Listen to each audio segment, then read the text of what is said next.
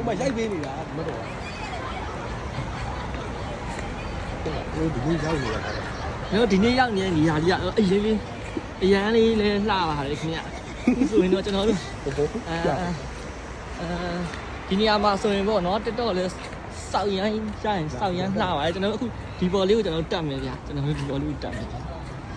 ဘော်လေးအရန်လှတယ်ခင်ဗျ တက်တက်ကို တက်တယ် ဖေးသားဟုတ်တယ် တက်လိုက်ပြီတက်ပြီးခင်ဗျအခုတော့ပြည့်တယ်ခင်ဗျအိုးရှူအရန်ကိုတက်ရိုက်လို့လှတဲ့နေရာလေးကိုရောက်လာပါပြီ